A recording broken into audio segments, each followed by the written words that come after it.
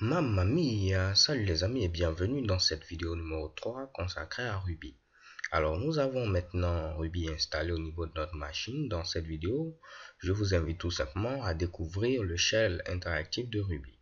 Alors pour ce faire, rien de bien compliqué, vous cliquez sur démarrer, ensuite tous les programmes.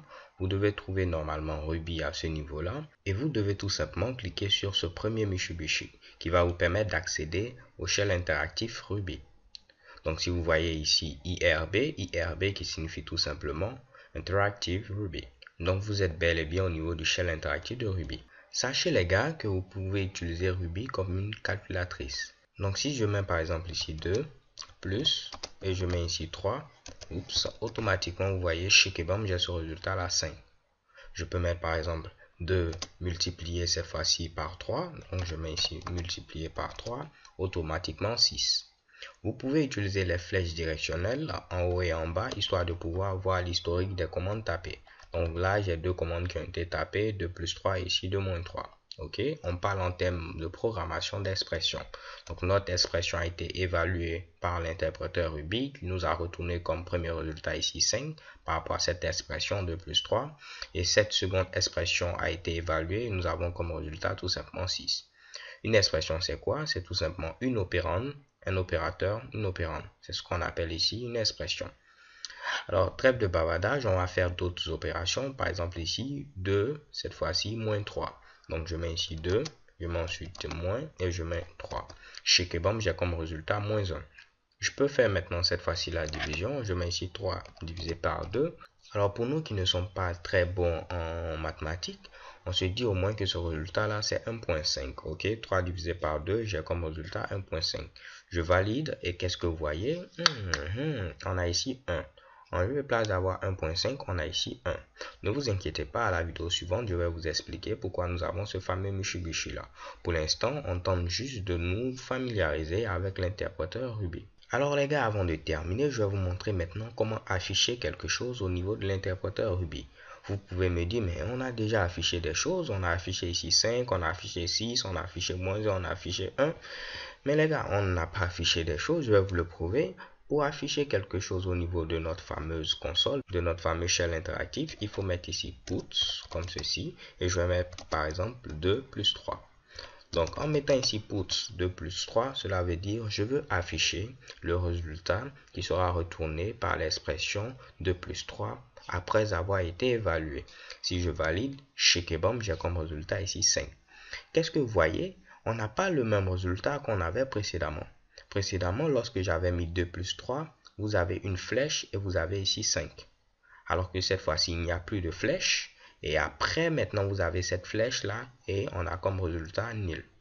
En effet, lorsque vous affichez quelque chose, vous n'allez pas avoir ici de flèche.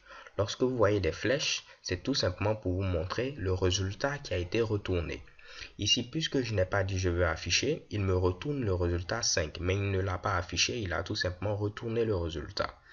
Alors que à ce niveau-là, j'ai dit que je veux afficher 2 plus 3, le résultat qui sera retourné, donc il m'affiche 5.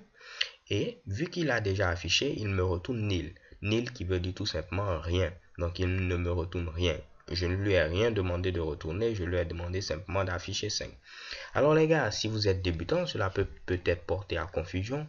Tout ce qu'il faut retenir, tout ce que je vous demande de retenir, si vous voulez afficher quelque chose, il faut utiliser tout simplement puts. Puts, on va le voir plus en détail dans les vidéos à venir.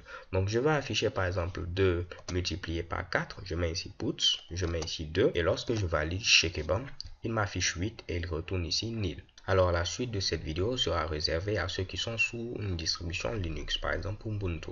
Donc si vous n'avez pas Linux, je vous donne tout simplement rendez-vous à la vidéo suivante. Alors les amis qui sont sur tout simplement une distribution Ubuntu, si vous souhaitez lancer le shell interactif de Ruby, il faut taper tout simplement IRB. IRB qui signifie ici Interactive Ruby. Donc si je valide, automatiquement, je me retrouve au niveau du shell interactif de Ruby. On peut utiliser le shell interactif de Ruby comme une calculatrice. Si je mets par exemple ici 2 et je mets ici plus 3, automatiquement j'aurai comme résultat 5. Je valide et chez Kebam, vous voyez 5. Je peux mettre par exemple ici 4 également multiplié par cette fois-ci 4, j'aurai comme résultat 16. Check et bam comme résultat 16. Si vous voulez afficher quelque chose au niveau ici de la console, c'est très simple. Il faut utiliser puts.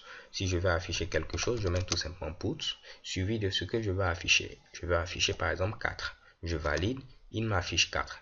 Je peux afficher cette fois-ci 5 multiplié pourquoi pas par 4.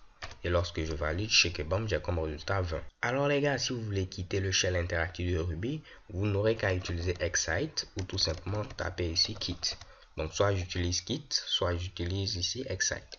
J'utilise pour cette fois-ci quit et check et bam, je sors automatiquement de l'interpréteur Ruby. Je mets ici IRB, je valide. Si je veux sortir également, comme je vous l'ai dit, je peux également utiliser excite. Alors les gars, c'est tout pour cette vidéo. Je vous donne rendez-vous à la vidéo suivante. So thank you guys for watching. Don't forget to subscribe and have a nice day. Peace.